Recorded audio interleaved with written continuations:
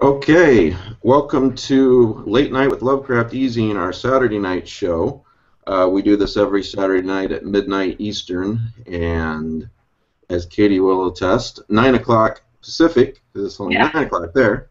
And tonight we're talking with this lady here, Katie Parker, who's Hi. studying the Lovecraftian film Absentia, horror film, Lovecraftian film.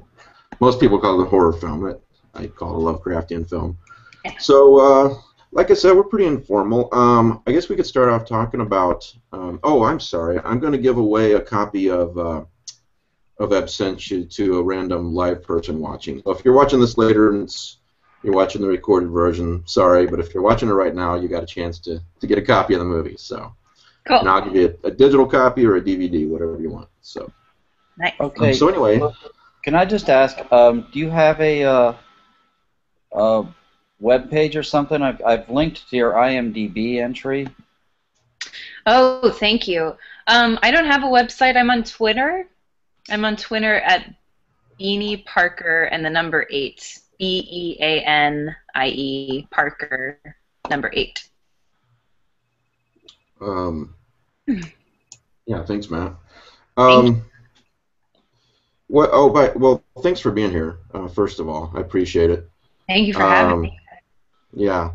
Let's first start off talking about Absentia. I was reading a little bit more. I interviewed Mike Flanagan, the director, last year, email interview, and that was quite a process. You guys did a Kickstarter to get it going, and then you were filming in his apartment and so on and so forth, right? Yeah. Yeah, we got all of our financing. Well, most of it. I mean, yes. So we got about $25,000 off of Kickstarter when our initial goal, I think, was, God, this was in 2010. I can't. It's almost been 4 years ago since we made this movie. I'm pretty sure our initial goal was 15,000. We got an extra 10,000 and started to make the film with that. And then, of course, in post-production, that required more money. But yeah, we shot that movie in Mike's apartment, like in around Glendale, California, and all of those shots were stolen. Sorry, Los Angeles. Well, But, you know, It's like those scenes from Ed Wood, you know. They just set up. Yeah.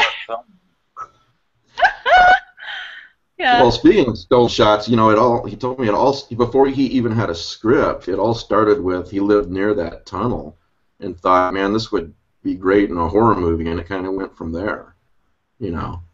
Yeah, So, no, that's exactly right. I mean, he and Courtney, who plays my sister in the movie, Courtney Bell, Courtney and I were just really good friends at the time. They were in a relationship, and he was editing reality television, and Courtney and I were struggling actors, and he had the idea of, you know, writing something around the tunnel, and then he had us, and he was like, well, and he sort of combined those two things, and it really was, Absentia was really like a beautiful accident that worked out very well, especially for Mike. It's worked out so well. But for me yeah, too. because he's about to direct Gerald's Game, isn't it? The Stephen King adaptation. Yeah. That's good. Very Yeah, good. he's riding high. I'm happy for him. So It's well deserved. And a long time coming. Yeah. Huh? Well, he's very talented. I mean, you can tell just from watching Absentia. You know, just the way it works really well. Right. So how spooky was it being in the actual? Is the tunnel itself really spooky when you're in it? Yeah. And we were in that tunnel, you know, at like 3 and 4 o'clock in the morning when it's just not great to be outside anyway, you know. You know, I felt safe, of course, because I had our DP and Mike and was with me all the time, and our AD. But yeah, absolutely, it was scary. It's now painted. It looks completely different now. There's like yellow paint. It used to be this like gray, graffiti-ridden tunnel that smelled like urine, and now it still smells like urine, but it's like a beautiful like pastel yellow now. Where is that tunnel?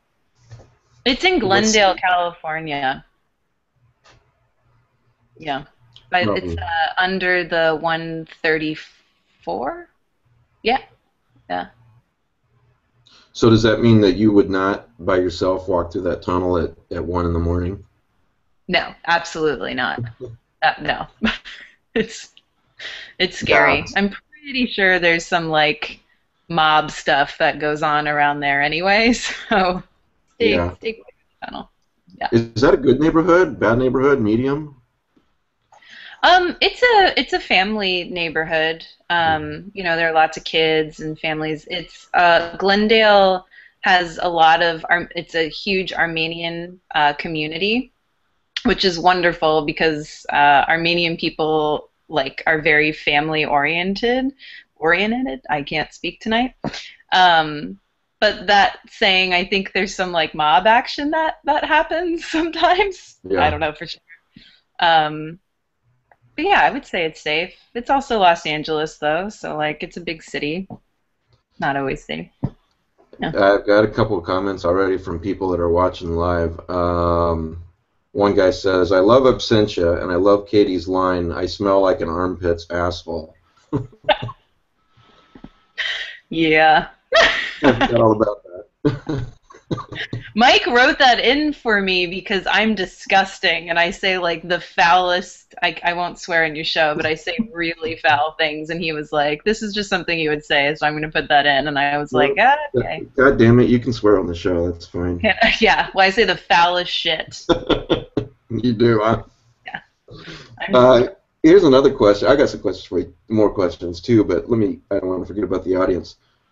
Cindy asks, I really appreciate how Absentia ties everything back to folklore and mythology, leaving the endearing ring of truth and fear in its wake. Tell me, the reports that was printed, maybe you don't know this, maybe only Mike knows this, reports that were printed and left in the manila envelope for the detective, were any of those accounts based on facts? Did you guys talk about that? Do you know that? Oh gosh, I don't think maybe. I don't know like the exact truth. I don't think so. That would be looked up, though. Yeah. When you guys, maybe. I'm sorry. Maybe. Go ahead. No. You go. Well, I have a general kind of question. Yeah. It might lead up to a specific question about Absentia, but so I'm a little bit personal. But how old are you? I'm 28. And how long have you been acting, or like, did you have particular training, or do you constantly have to take acting classes? Yeah. I went to college. I went to a small liberal arts school called Christopher Newport University in Newport News, Virginia. It's close to William and Mary, and they have like incredible, like a beautiful performing arts facility. So, and the training there, it's like mostly classical training. Mm-hmm. So I really thought I'd pursue theater, and then when I was 22, I had an opportunity with the soap opera The Young and the Restless, and that's what brought me to Los Angeles. But I still take acting classes when I can afford them. They're pretty expensive out here, but acting in many ways is like a muscle, so you always want to keep training, particularly for your mind, because if you have an audition, you get 10 pages of dialogue that you get the night before, and you have a audition the next morning at 10 a.m. And so I try to stay sharp. I'm not in an acting class right now, but I would like to be. How long does it take you to prepare a role then? I mean, like, I don't know if like the script is pretty rigid in Absentia, or if you evolved with the story, but like when you get a role, like I've heard some actors say that they try and I don't know, quote, clothe themselves in the part, and I'd say in others they search inside themselves for a piece that is similar to the part they're playing. Right. I don't know, what's your theory of acting? Oh gosh, I don't really have like one theory of it. You always want to find like whatever your truth is, no matter how like horrible or lovely the person that you're playing is. Sarah Paulson, who was in 12 Years a Slave, talks about that. How she played the wife of a slave owner, and she have you seen the movie at all? She ferociously beats and claws the face out of one of her slaves, and people ask, how do you get behind that character? And she's like, because it's my job, and you have to see that person as you have to find the humanity in that person. So I think that's just the basics of acting, finding the truth in whatever part you're playing. It helps to have time for preparation and research. We didn't have time for Absentia. We just wrote it and did it, and we all wore a lot of different hats on that shoot. I would imagine, correct me if I'm wrong, but I would imagine that acting is one of those things that a lot of people probably think, well, that looks pretty easy, but when it comes down to it, it's not, So it probably is a lot harder to do than it possibly looks like, I should say. It's very different. It's different too in film. I'm still trying to become comfortable with it, because you just really don't have a lot of time, and you really have to trust yourself that you're going to make the right choices, and you usually only get 1 or 2 takes. For television, for Absentia, it was that way. Not all films are that way. I hope when we work on Whispers from the Shadow, we'll have some more takes, because it helps when you're trying 20 takes per shot, yeah. Yeah, right.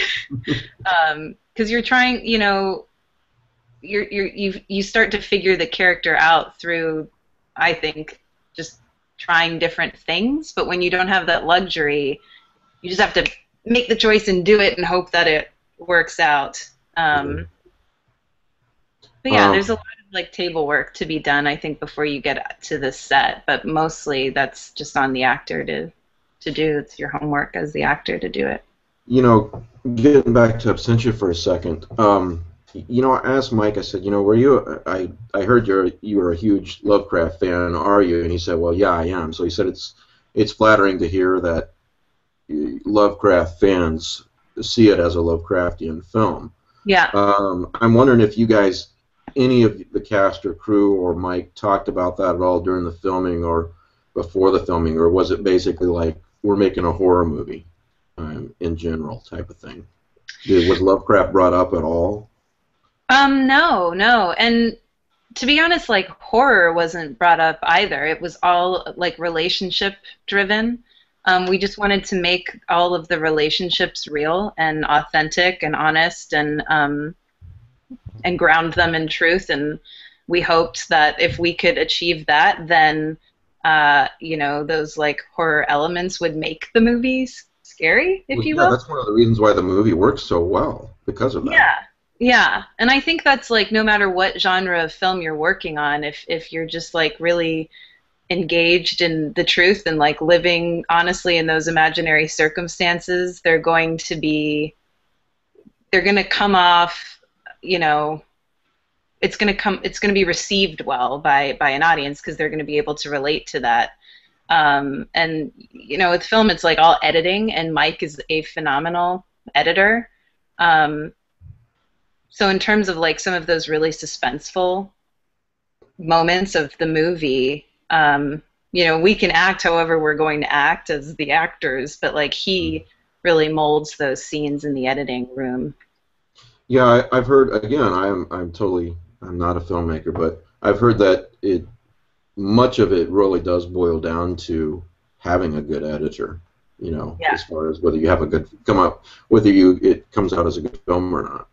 Yeah. Film is absolutely a director and editor's medium. It is, I think, the stage is an actor's medium. Actors really don't have a lot of control working on film and TV. You just kind of show up and you do your thing and hope that people can make you look really good in the editing room.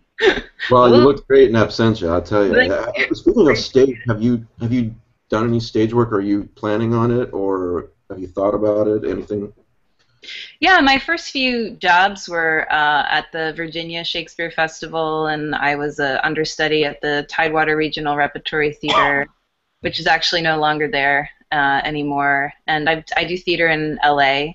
It just doesn't pay an exceptional amount of money unless you're like on Broadway, and even still, that doesn't pay a ton of money. So that's kind of why I've been trying to just stick it out in LA and pursue TV and movies, because they just pay better. But theater's the best. I think I feel a lot more comfortable in the theater world than I do in the film world, for sure.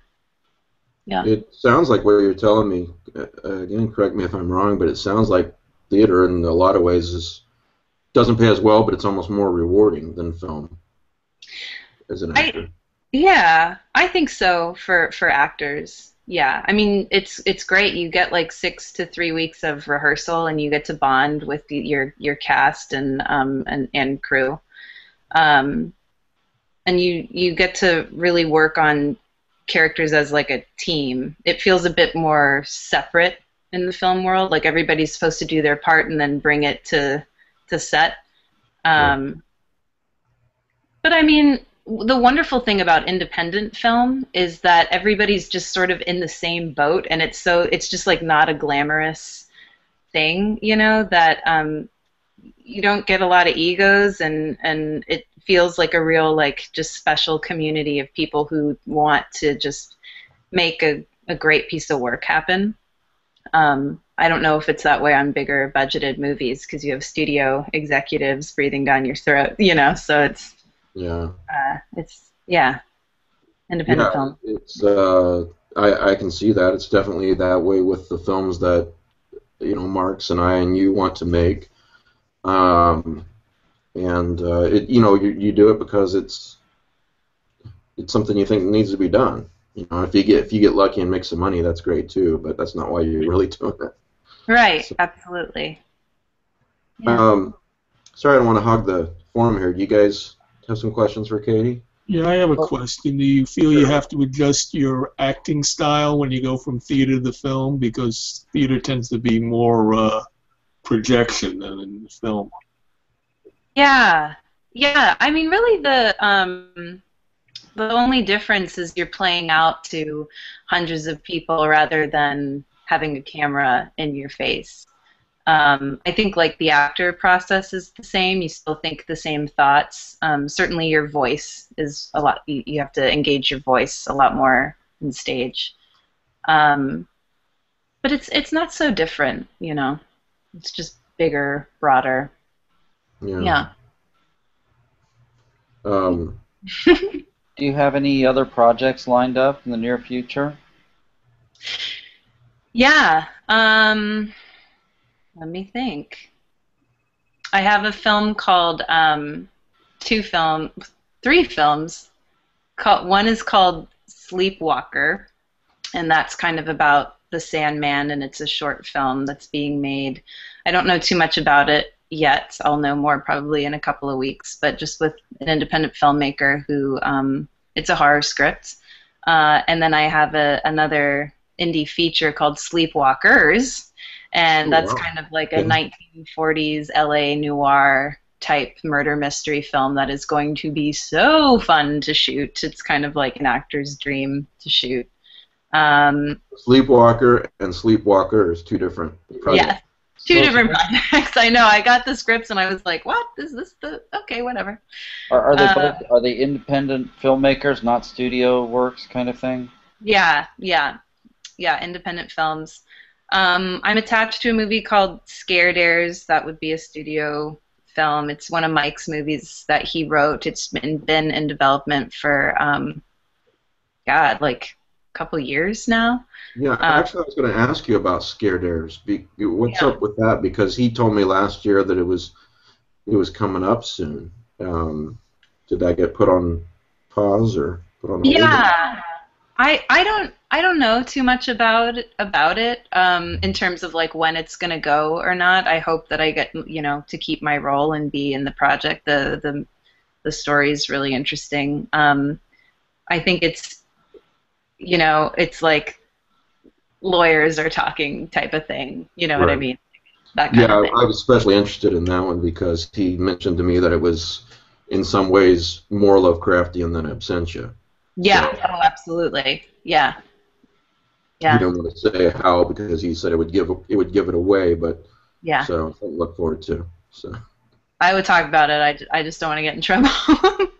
Otherwise, I'd talk about it. But then I have this other film called Cloudland that just came out in the wrap, and Jonathan Reddick is one of the producers on it, and he did all the Final Destination films. So yeah, I hope it goes, and I hope it goes well. awesome. And you have Whispers from the Shadows as long as we get funded. So. And I have Whispers in the Chat. Yeah, how's that going? It's going okay, yeah? Huh? It is. We've got 8 days left, so it's one of those things where I could see it. I can definitely see it getting funded because you get most of your attention in the last few days to the last week on a Kickstarter project. So yes. I think it will get funded, and then I look at it, and we're 8 days away, and about $7,000 away, and I can see it not being funded too. So yeah. That's when you need friends with money. You can be like, you've got like $5,000 to throw down, right? To who? You have to go to friends and be like, you can like save this project, right? Like if you don't get, like you can like put that money in, right? Yeah, I don't know if I have any friends with $5,000, but I do have a lot of readers that I know are pledging money, and I appreciate it. So hopefully we reach that 18,000 mark. So because I do think these films are going to be awesome. And you get to film with Doug again if we get funded. Yeah. Yeah, didn't you tell me you're pretty good friends with Doug Jones? Yeah. He's like a family member. He's the best. Like one of the nicest people in the world. He's awesome. I've heard that about him. Yeah. Actually. Yeah. He seems like a nice guy from what I've heard, so. Oh, yeah. Okay, well, see, you're in the presence of like 3 ultra geeks. If I know you try and keep your interests broad because you want roles, you don't want to just be confined to one type of part, but do you actually read any of Lovecraft or science fiction, or what do you like to read? I'm a big Stephen King fan. I grew up on those books. In terms of I don't know, I like Lord of the Rings. I honestly now I read like a lot of biographies, but which everyone whenever I say that to people, they're like, that is not interesting. I don't know. I'm really interested. No, I think it is. Who have you been reading about lately? I like to read about actresses, particularly like tragic ones, like Marilyn Monroe. Fascinating woman, fascinating life, and Carol Burnett. I read Diane Keaton's. I've read JFK, Steve Martin. I mean, so many people. Yeah. Historical figures too. George Washington has a really interesting biography. I sound like a huge nerd right now, but I just think, like Matt said, you're in the presence of nerds. So.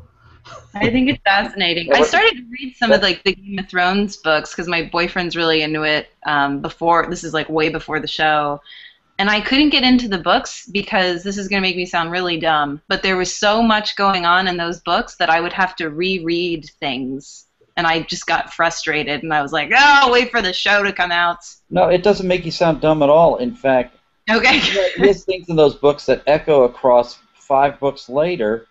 And these family houses and the relationships between the nobility and whatever, and it's like, eventually, I just started bleeping through it. You know what I mean? Yeah. I really like them, but,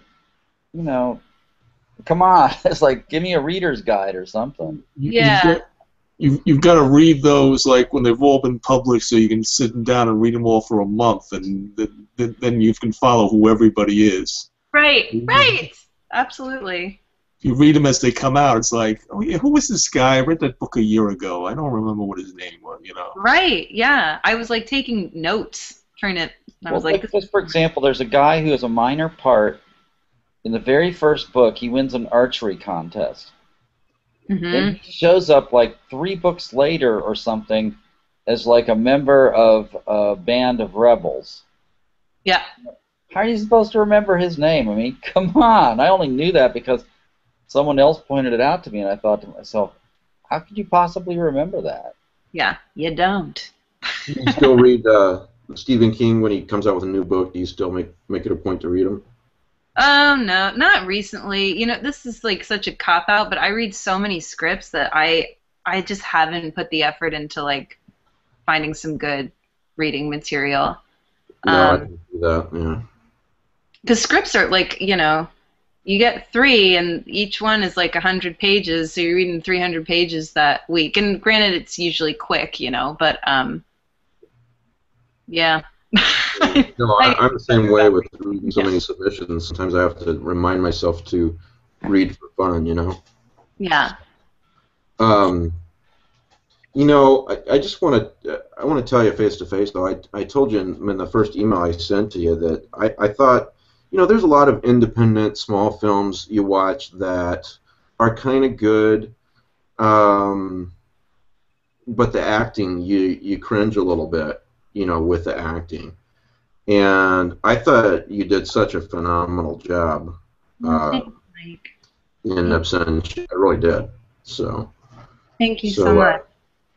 yeah, it's a great film, and it really works because not only because of Mike Flanagan and you know a great script and like you said, editing and great director, but if the acting hadn't been there, it would have fallen flat too. So, Yeah, thank you. Thank you for saying that.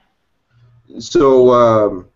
Do you read Lovecraft? I keep having readers and viewers asking me if you read Right. Lovecraft. Nope, not until I got cast in this and read the stuff that you sent me. Sorry, guys. But I find it. Some of it, I think some people enjoy reading the more modern Lovecraft stuff that like Lovecraftian stories like what I published than the originals. So Yeah. so what as far as horror goes, do you believe personally in like things like paranormal, ghosts, anything like that? Yeah. Oh yeah. What's Absolutely. your take on that? I mean, I think it's real. I like don't believe in heaven or hell. I just kind of believe in energy and science and space and aliens. And I think it's weird when people don't believe in it. I'm like, how can you not? I don't know. Um, I really believe in it. I try not to think too much about it because I don't want to have any experiences with it yet. My older sister is very, we say, witchy.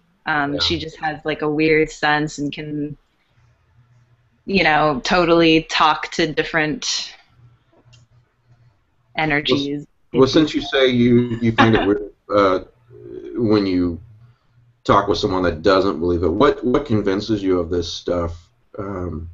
What about this convinces you that you think it's probably true, or you feel that it's true? Which part? Like aliens or whatever you want to talk about, ghosts, aliens, whatever. You know. Well, I had one, I guess, ghost experience when I was about, I think I was like 10 or 12, and it was with my grandmother. She had passed away, and I came home from like babysitting and saw her on the stairs, and wow. Yeah, it was, and I like, it was so crazy because she was standing on the stairs, and I felt totally calm, and she seemed calm, and nothing was said. It was just sort of this long moment, and my mother turned the lights on. She was up at the top of the stairs, and she was like, "What are you doing?" And I was like, I just saw Grandma, who's her mother, my mother's mother." Mm-hmm. And she started like bawling, and she was like, "I felt her here. I felt like she was here." So things like that where I'm like, yeah, nothing weird about that. It just happens. And then with aliens, I just think space is so massive. I'm like, how can it not exist?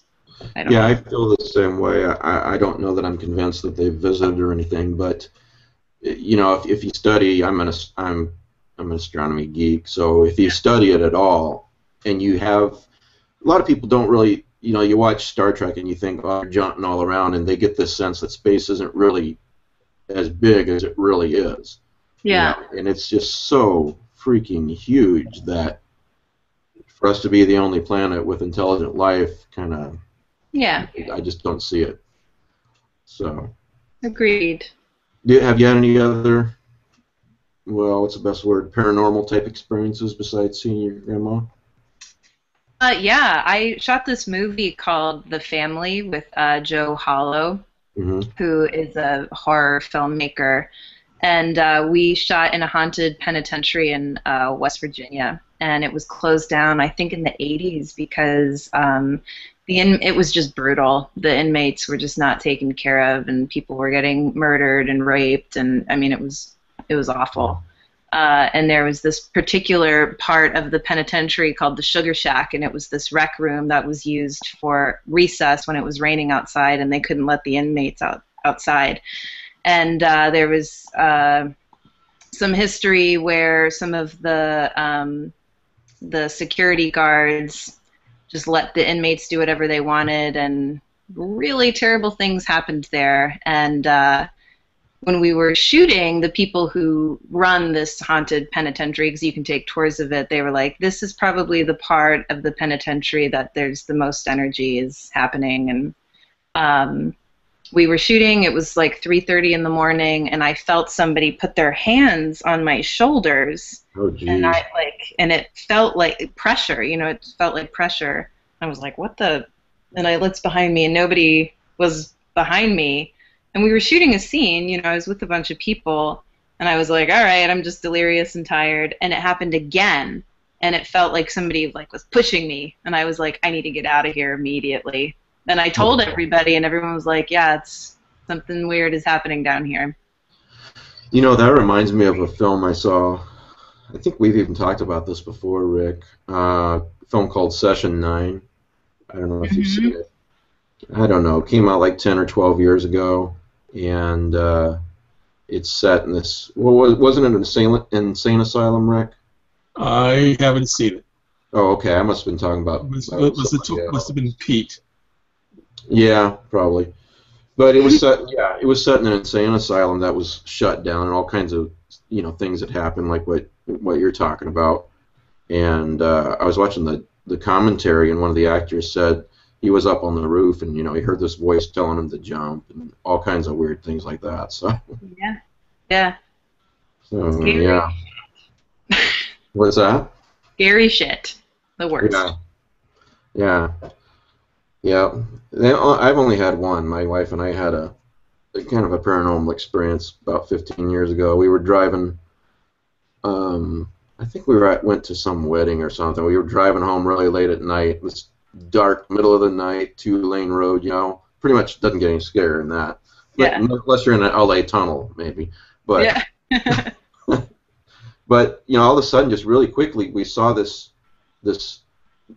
form go real quick in front of the car from left to right. It looked like a person, and it's just really strange. I still can't explain it. I don't know what it was, but yeah, if she hadn't been in the car, I would have thought it was just my imagination, But she saw it too. Yeah, she saw the exact same thing. In fact, she described just what I was thinking. She said it kind of looked like a shadow standing upright, like a two-dimensional dark person. Oof. So. Yeah. So my uncle's really into what he calls the shadow people. He does all this research on them. So I told him about that. He got really excited. So anyway, yeah, talking about paranormal experiences on a late night show, that's always fun. It's the best. Everyone's going to be like, oh, God, when they go to sleep tonight. Yeah. Thanks, Mike. Thanks, Mike. Sorry, Matt and Rick, you guys have some more questions for Katie?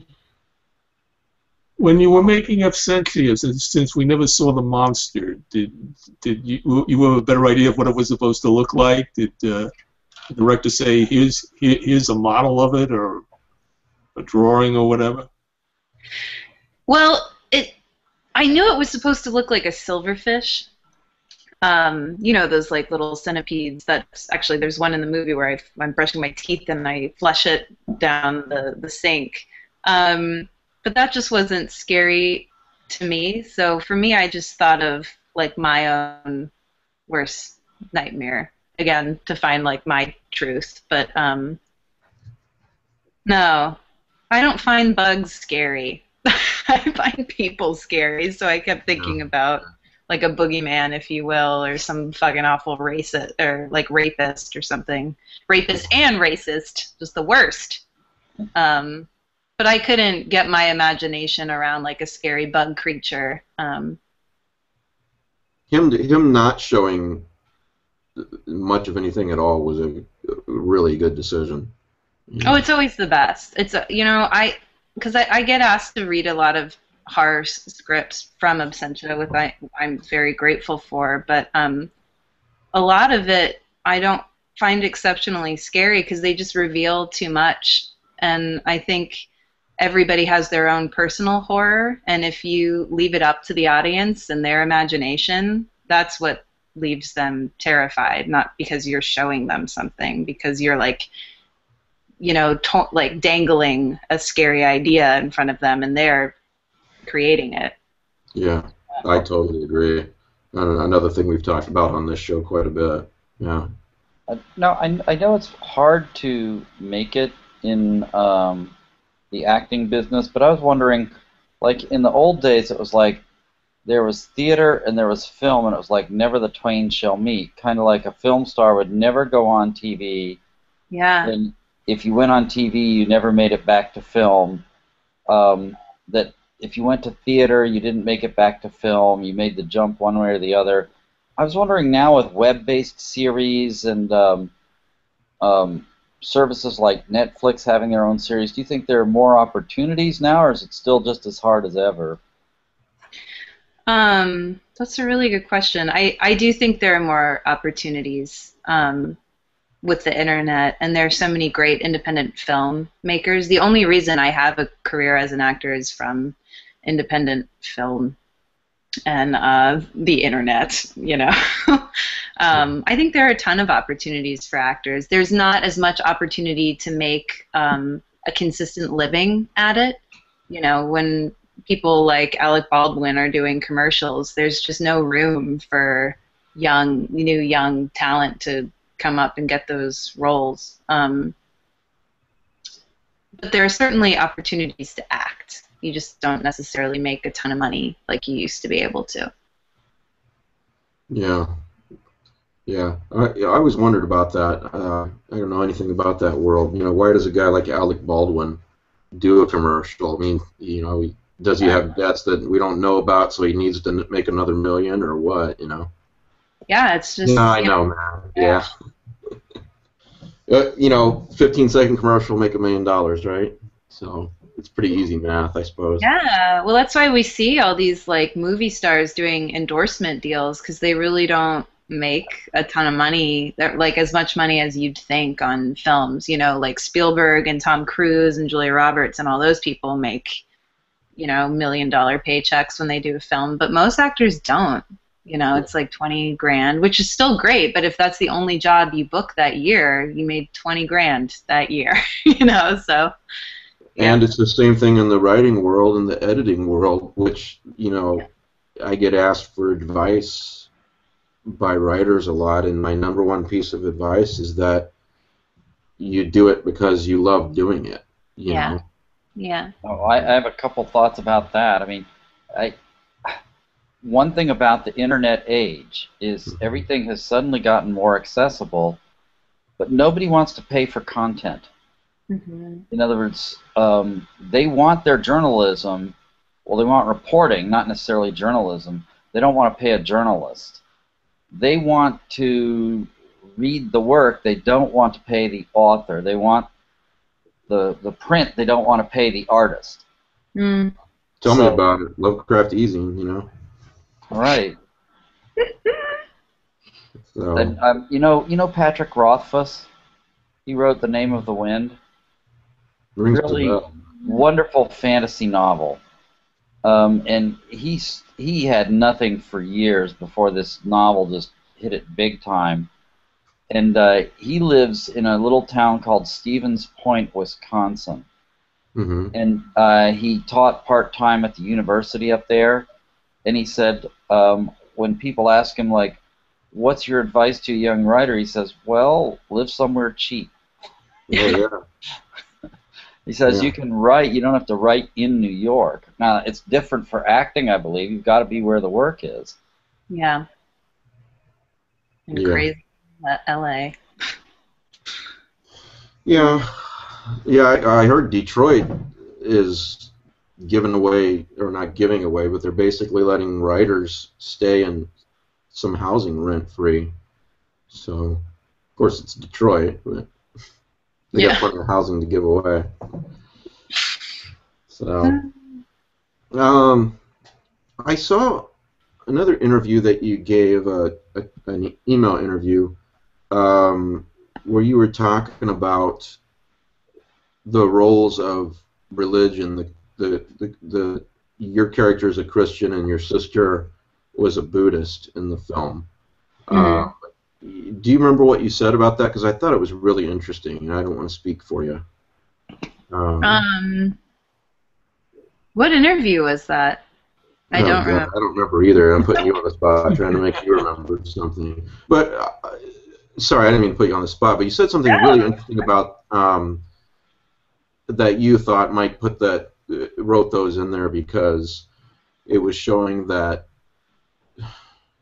religion wasn't going to do anything against this monster, this entity, whatever it was. Yeah, and the differences in the sisters and Yeah, yeah, it yeah, wasn't going to save him. yeah, You know, I thought that's such a you're left when you see the end of Absentia, you're left with this feeling of sadness too, not just this feeling of horror, but this feeling of sadness for everything that these characters go through. yeah, So, yeah. It's a sad movie. um, yeah. Well, even the music when you know the soundtrack music when you start watching the film, it's just this sort of sad repetition right from the beginning. Yeah, Melancholy type of background. So, right. okay, so we want to talk about Whispers from the Shadows a little bit. Hopefully, Yeah. everybody watching will fund us. So we're doing three. We're starting off with doing three films, three short films. And Doug Jones is going to be in one, and you're going to be in one, and I don't know who we've got for the other one. But Mark sent you the script for that, didn't he? For the treatment room? Yeah, the treatment room. Mm-hmm. Yeah. Yeah. What did you think? Oh, I love it. I think it's great. I mean, I wouldn't have said yes to it if I didn't think it was fantastic. Yeah, the original story is stars a male, but Mm-hmm. I really liked how it got how it got adapted. I guess works really Yeah. well. Yeah. People Uh, resonate with women. They just do. well, Absentia stars two women, and yet it works. It works extremely well. I mean, it's such a good movie that doesn't really star a male character. I mean, they're side characters. Well, yeah. I mean, it's just so silly that I know. I think it's absolutely changing, but for the longest time, the entertainment industry only wanted male stars. They wanted men to frontline films, and they're like, men put butts in seats. And it's like, I don't think that's true. I think good storytelling puts butts in seats, whether it's male, female, black, white, gay, straight. It's just like a good story, and that's what people want to see. Yeah. But it's nice because, slowly but surely women have been, you know, carrying films, and it's nice. Do you think that trend is still changing? You still think it's moving that way? Yeah. Oh, yeah. Absolutely. For sure. Oh, yeah. Absolutely. It's nice. Women are powerful. They are. Powerful creatures. Let's see. I got a question here. What's your favorite from a viewer? What's your favorite horror movie? Horror favorites? Ooh. You watch a lot of horror movies? Yeah.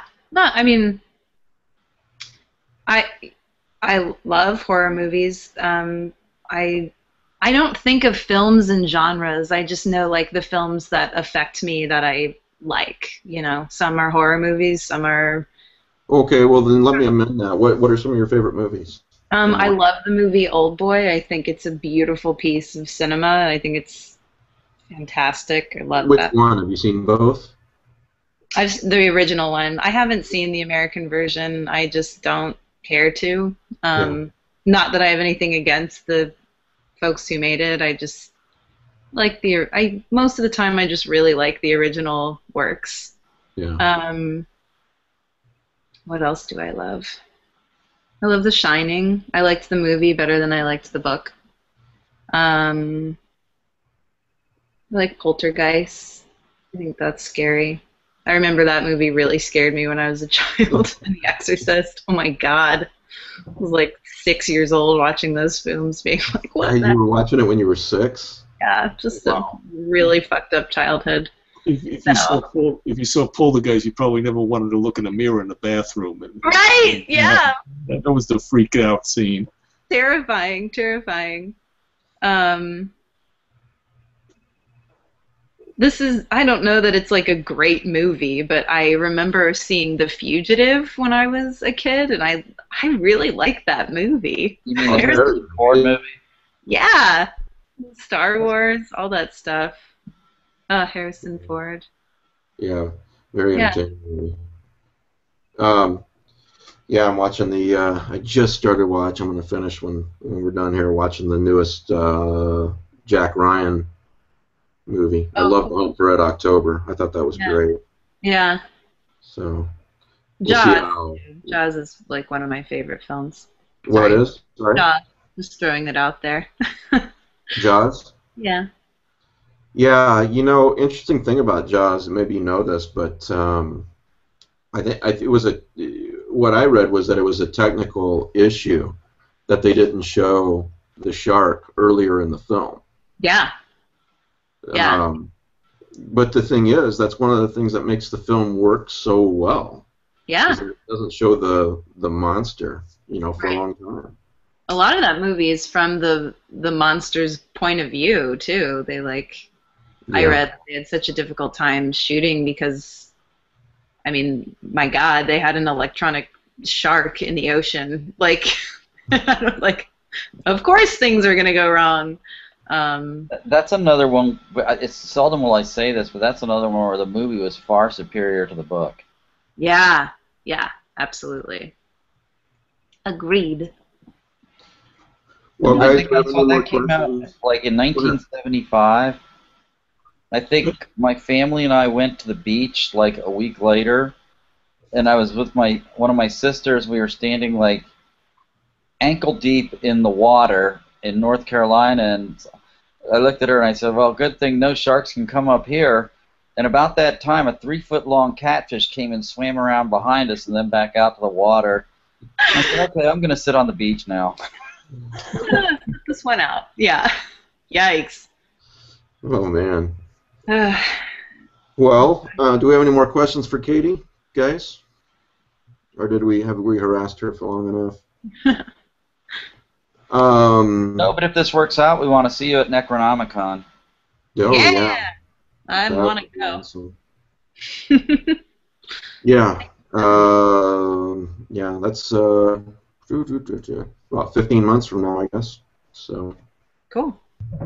Well, thanks for being on the show. For everybody watching, you can go to Lovecraft eZine, the Lovecraft eZine website, lovecraftzine.com, and on the top right, I've got a link to the Kickstarter. I think I just wrote eZine Films or something to that effect. And if you want to see these films happen and see Katie in another movie and see Doug Jones in another movie, please help us reach the goal. So anyway, thanks for being here, Katie. I really appreciate it. Oh, of course. Thank you so much for having me. This is fun. Yeah. And, let's give away a copy of Absentia. For everybody watching right now, just if you want a copy of Absentia, just send me an email with Absentia in the title.